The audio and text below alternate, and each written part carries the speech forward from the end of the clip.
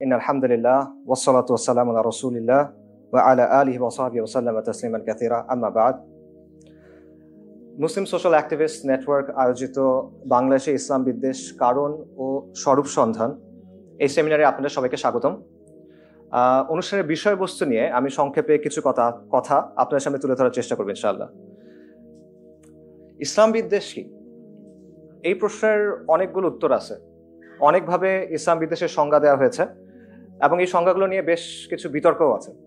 তো সেই বিতর্কের ভিতরে না ঢুকে আমরা সিম্পলি যেটা বলতে পারি সেটা হলো ইসলাম বিদ্বেষ হলো ইসলাম এবং মুসলিমদের বিরুদ্ধে বিদ্বেষ, প্রেজুডিস এবং শত্রুতার মনোভাব। এছাড়া বিভিন্ন গবেষক এবং একাডেমিক তারা এরকম বলেছেন যে ইসলাম বিদ্বেষ হলো অ্যান্টাই মুসলিম এবং অ্যান্টাই ইসলাম রেসিজম, অর্থাৎ মুসলিম বিরোধী বা ইসলাম বিরোধী বর্ণবাদী যে মানসিকতা, বৈষম্যমূলক যে মানসিকতা, সেটাকে অনেকে ইসলাম বিদ্বেষ বলেছেন। ইসলাম বিদ্বেষ বিভিন্নভাবে প্রকাশ পেতে পারে, এটা ডিফারেন্ট অ্যাসপেক্টস আছে। যেমন ইসলামকে বর্বর, মধ্যযুগীয়, পশ্চাৎপদ কোনো কিছু একটা হিসেবে উপস্থাপন করা, সমাজ এবং বিশ্বের বিভিন্ন সমস্যার জন্য মুসলিম বা ইসলামকে দায়ী করা, এটা বাস্তব সমস্যা হতে পারে, কাল্পনিক সমস্যা হতে পারে। মুসলিমদের বহিরাগত বা অপর হিসেবে দেখানো, তোমরা বাঙালি না, তোমরা এই সংস্কৃতির প্রতিনিধিত্ব করো না, এই ধরনের রিপ্রেজেন্টেশন। বিশেষ করে রিলিজিয়াস মুসলিম যারা ধর্মপ্রাণ মুসলিম, তাদেরকে দেশের জন্য হুমকি, নিরাপত্তার জন্য হুমকি, উন্নয়নের জন্য হুমকি, এভাবে রিপ্রেজেন্ট করা, এভাবে প্রেজেন্ট করা এবং একটা আস ভার্সেস দেম, আমরা বনাম তারা, এরকম একটা ফ্রেম তৈরি করা যেখানে মুসলিমরা বা রিলিজিয়াস মুসলিমরা সবসময় দেম, তারা বাইরের, আউটসাইডার্স। সো এই ধরনের দৃষ্টিভঙ্গির ভিত্তিতে বা এই ধরনের বৈষম্যের ভিত্তিতে মুসলিমদের আসলে এক্সক্লুড করা হয়। এটা ইসলামোফোবিয়ার একটা ফাংশন বা ইসলাম বিদ্বেষের একটা অ্যাসপেক্ট বা বিভিন্ন অ্যাসপেক্ট এটা। তো এখানে একটা বিষয় স্পষ্ট করা দরকার, সেটা হলো কোনো মানুষ ব্যক্তিগত পর্যায়ে ইসলামের কোনো বিধানের সাথে একমত না, বা সে কোনো একটা বিষয়ে মনে করে যে ইসলামের বিধানটা এরকম না হওয়া উচিত, এটা হতেই পারে, এটাকে আমরা ইসলাম বিদ্বেষ বলছি না। ফর এক্সাম্পল, একজন অমুসলিম নিশ্চিতভাবে ইসলামের বিভিন্ন বিষয়ে দ্বিমত পোষণ করবে। সে যদি দ্বিমত পোষণ না করতো সে তো মুসলিমই হইতো, রাইট? সো ব্যক্তিগত পর্যায়ে সে দ্বিমত করছে, এটাকে আমরা আসলে ইসলাম বিদ্বেষ বলছি না। এবং আমাদের ইতিহাসেও আসলে অ্যাকচুয়ালি এরকম এক্সাম্পল আছে। আপনারা জানেন যে শত শত বছর ধরে ইসলামী শাসনের অধীনে খ্রিস্টানস, জিউস এবং অন্যান্য ধর্মের অনুসারীরা ছিলেন, এবং তারা কিন্তু তাদের থিওলজিক্যাল জায়গা থেকে, তাদের বিশ্বাসের জায়গা থেকে বিভিন্ন ধরনের আলোচনা করেছেন, একাডেমিক আলোচনা করেছেন, এবং তারা হয়তো বলেছেন যে আমরা মনে করি ইসলামের এই বিষয়টার চেয়ে আমাদের ধর্মের এই বিষয়টা বেটার, এরকম আলোচনা তারা করেছেন। এই আলোচনাগুলো কিন্তু ক্রিমিনালাইজ করা হয় নাই, রাদার উলামায়ে কেরাম এগুলোর জবাব দিয়েছেন, তারা রিফিউট করেছেন, বিতর্ক করেছেন, এটসেট্রা। কাজেই কেউ ইসলামের কোনো বিধানকে সঠিক মনে করেন না, নিজের ধর্মের অবস্থানকে উত্তম মনে করেন, এটা উনি বললেন, এই জিনিসটাকে আমরা ইসলাম বিদ্বেষ বলছি না। যতক্ষণ পর্যন্ত ন্যূনতম শিষ্টাচার এবং একাডেমিক শিষ্টাচার বা সিভিল ডিসকাশনের জায়গা থেকে এটা হচ্ছে within limits, reasonable limits, we don't see a problem there, as long as শিষ্টাচারটা মেনটেন করা হচ্ছে এবং রাসূলুল্লাহ সাল্লাল্লাহু আলাইহি ওয়াসাল্লামকে ব্যক্তিগতভাবে আক্রমণ করা হচ্ছে না। সো কেউ মুসলিমদের সমালোচনা করতেই পারে, কেউ বলতেই পারে ইসলামের এই অবস্থানটাকে আমি সঠিক মনে করি না, এই কারণে দিস ইজ নট ইসলাম বিদ্বেষ। আমরা ইসলাম বিদ্বেষ কোনটাকে বলছি? যখন আপনি এটাকে বিদ্বেষের পর্যায়ে নিয়ে যাবেন, শত্রুতার পর্যায়ে নিয়ে যাবেন, প্রেজুডিসের পর্যায়ে নিয়ে যাবেন এবং এটার সাথে ক্ষমতার একটা সম্পর্ক থাকবে, এটার ভিত্তিতে আপনি মুসলিমদের এক্সক্লুড করবেন বা তাদের সাথে বৈষম্য করবেন, তখন সেটাকে আমরা ইসলাম বিদ্বেষ বলতেছি। যখন আমরা দেখব যে এই দৃষ্টিভঙ্গিগুলোর কারণে, যেগুলো বললাম, সমাজে মুসলিমদের সাথে বৈষম্য করা হচ্ছে এবং সমাজ ও রাষ্ট্রে একদিকে ইসলামের এক্সপ্রেশনকে কন্ট্রোল করার চেষ্টা করা হচ্ছে, অন্যদিকে ইসলামের একটা মন মতো ভার্জন তৈরি করার চেষ্টা করা হচ্ছে, নিজস্ব একটা সংস্করণ তৈরি করার চেষ্টা করা হচ্ছে, তখন আমরা সেটাকে ইসলাম বিদ্বেষ বলতেছি। আমরা মনে করি বাংলাদেশের সমাজ এবং রাষ্ট্রে ইসলাম বিদ্বেষ আছে এবং এটা কাঠামোগত ইসলাম বিদ্বেষ। কাঠামোগত বলতে আমরা বোঝাচ্ছি যে এটা শুধুমাত্র কিছু ব্যক্তি বা ব্যক্তি বিশেষের আচরণ, দৃষ্টিভঙ্গি, কথাবার্তার মধ্যে সীমাবদ্ধ না, বরং বাংলাদেশ রাষ্ট্রের বা সমাজের যে পলিসি, যে স্টেট আইডিওলজি, এখানকার আইনের প্রয়োগ, আইন প্রয়োগকারী সংস্থাগুলোর দৃষ্টিভঙ্গি, আমাদের গণমাধ্যমগুলোর দৃষ্টিভঙ্গি, আমাদের সাংস্কৃতিক অঙ্গনের অ্যাপ্রোচ, এরকম নানা দিকে ইসলাম বিদ্বেষী মনোভাব, মোটিভস, এগুলো এমবেডেড হয়ে আছে। এবং হিজাব, দাড়ি, টুপি, এরকম বিষয়গুলোতে আমরা যে বৈষম্যের ঘটনাগুলো দেখি বা ঘৃণামূলক ঘটনাগুলো দেখি, এটা আসলে এই কাঠামোগত ইসলাম বিদ্বেষের বহিঃপ্রকাশ, এগুলো বিচ্ছিন্ন কোনো ঘটনা না। একটা প্রশ্ন অনেকেই করেন, সেটা হলো বাংলাদেশ তো একটা মুসলিম মেজরিটি কান্ট্রি, এখানে 90% বা 85% মুসলিম। তো মুসলিম মেজরিটি কান্ট্রিতে আসলে কিভাবে ইসলাম বিদ্বেষ থাকে? ইসলাম বিদ্বেষ তো আমেরিকা, ইউরোপ বা ইন্ডিয়া, যেখানে মানুষ মুসলিমরা মাইনরিটি, সেখানে থাকবে। তো এখানে মূল বিষয়টা হলো যে এই ধরনের ডিসক্রিমিনেশন এবং এই ধরনের যে অ্যাটিটিউডগুলা, এগুলো শুধুমাত্র মেজরিটি মাইনরিটি বা সংখ্যাগুরু সংখ্যালঘু দিয়ে আসলে বিবেচনা করা যাবে না। এখানে ক্ষমতার একটা ব্যাপার আছে, যে ক্ষমতার কাঠামোর সাথে কার সম্পর্ক কিরকম, এটা এখানে একটা গুরুত্বপূর্ণ বিষয়, যেটা বোঝা দরকার। সো বাংলাদেশে যারা সক্রিয়ভাবে ইসলাম বিরোধী, ইসলামকে একেবারেই পছন্দ করে না, ইসলাম বিদ্বেষী, এরকম মানুষের সংখ্যা আসলে কম। তারা সংখ্যালঘু ডেফিনেটলি, কিন্তু এরাই বাংলাদেশের মিডিয়া, কালচার, শিক্ষা এবং জাতীয় ন্যারেটিভ তৈরি করার ক্ষমতা রাখে। ঠিক আছে, সংখ্যালঘু বলতে বাই দ্য ওয়ে আমি অন্য কোনো ধর্মের অনুসারী বলতেছি না, আমি বলছি in terms of numbers they are minority. ঠিক আছে, আমি অন্য কোনো ধর্মের অনুসারীর কথা বলতেছি না, আমি সেকুলার এলিটদের কথা বলছি বেসিক্যালি।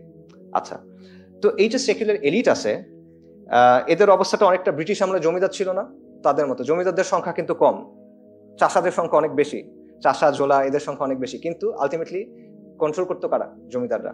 ব্যাপারটা অনেকটা ওইরকম। আমাদের এখানে সামাজিক সাংস্কৃতিক কিছু জমিদার আছে এবং তারা কোনো নির্দিষ্ট রাজনৈতিক ঘরানার মধ্যে আসলে সীমাবদ্ধ না।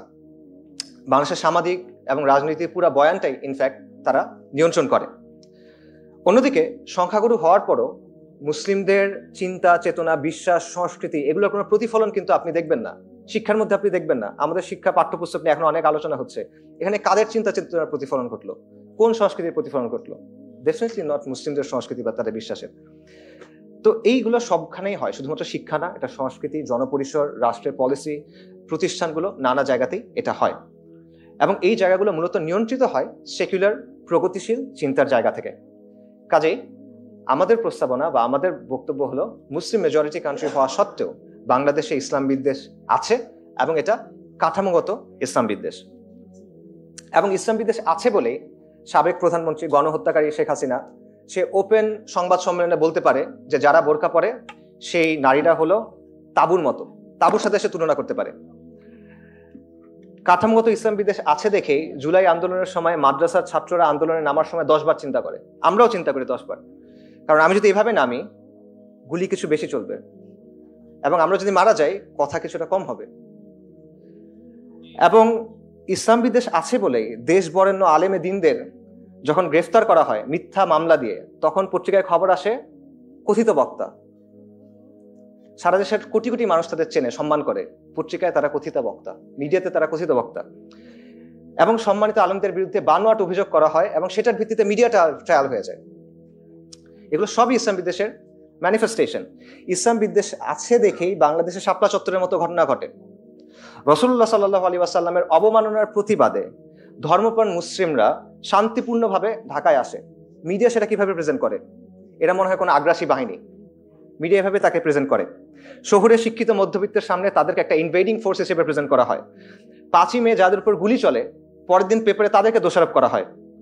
শাপলা চত্বরে গণহত্যা নিয়ে কথা হয় না, পত্রিকায় খবর ছাপা হয় হেফাজতের তাণ্ডব নিয়ে। রাত্রেবেলা 1,55,000 রাউন্ড গুলি এবং টিয়ার শেল ইউজ হয়, সেটা নিয়ে খবর হয় না। মৃতদেহ এবং আহতদের নিয়ে খবর হয় না। খবর হয় কি নিয়ে? গাছ কাটা হয়েছিল ওই দিন, এটা নিয়ে। সো বাংলাদেশের সমাজ ও রাষ্ট্রের ইসলাম বিদ্বেষের এমন অনেক উদাহরণ আছে, আমাদের সামনেই আছে।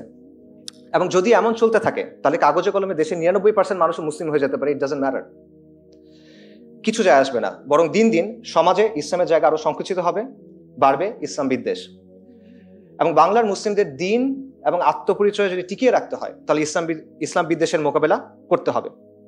এবং যে কোনো সমস্যার সমাধানের প্রথম ধাপ হলো সমাধানটা স্বীকার করা, সমস্যাটাকে অ্যাকনলেজ করা, সচেতন হওয়া এবং সচেতন করা।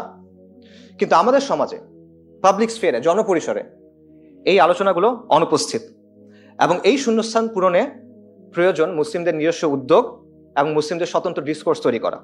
এবং এ কারণেই মুসলিম সোশ্যাল অ্যাক্টিভিস্ট নেটওয়ার্কের পক্ষ থেকে এই সেমিনারের আয়োজন করা হয়েছে। এই সেমিনারের শিরোনামে আমরা বাংলাদেশে ইসলাম বিদ্বেষের কারণ ও স্বরূপ সন্ধান লিখেছি। আমরা প্রতিকার শব্দটা লিখিনি, এটা ইচ্ছা করে। কারণ হলো প্রতিকারের আলোচনা অনেক লম্বা, দশকের পর দশক ধরে যে জিনিসটা গড়ে উঠেছে, দশকের পর দশক ধরে যে জিনিসটা একটা দেশের, একটা রাষ্ট্রের, সমাজের কাঠামোর মধ্যে গেঁথে গেছে, সেটা আপনি একদিন ব্যাপী সেমিনারে আলোচনা করে সমাধান করে ফেলতে পারবেন না। বরং প্রতিকারের আগে আমাদের এই সমস্যার অস্তিত্ব স্বীকার করতে হবে এবং সমাজকে সচেতন করতে হবে। যে সমাজের ইসলাম বিদ্বেষের অস্তিত্ব স্বীকার করা হয় না, সেখানে প্রতিকারের আলোচনায় ঢুকে লাভ নাই। আগে আপনার এটা স্বীকার করাতে হবে মানুষকে, তারপর সামষ্টিকভাবে এই সমস্যার প্রতিকারের জন্য আপনার অ্যাপ্রোচ নিতে হবে, and it has to be multidimensional। আর এটা অনেক দীর্ঘ একটা প্রক্রিয়া এবং এটা একটা কঠিন প্রক্রিয়া। এর প্রথম ধাপ হিসেবে আমরা MSN এর পক্ষ থেকে এই আয়োজন করেছি। আমরা আশা করি ভবিষ্যতে আমরা এবং সমাজের সচেতন নাগরিক যারা আছেন, আলেম ওলামা যারা আছেন, সবাই মিলে এই বিষয়টা নিয়ে ইনশাল্লাহ আরো কাজ করবেন এবং আল্লাহ আমাদের এই উদ্যোগ কবুল করুন, আমরা নিয়তগুলো বিশুদ্ধ করে দিন এবং আমাদের সবর এবং ইস্তিকামাত দান করুন। অনুষ্ঠানের ব্যাপারে সংক্ষেপে কয়েকটা কথা বলি। অনুষ্ঠানে 2টা সেশন হবে। একটা সেশন 1টার সময় শেষ, সালাত এবং লাঞ্চের ব্রেক। পরের সেশন 2টা থেকে শুরু হবে ইনশাল্লাহ।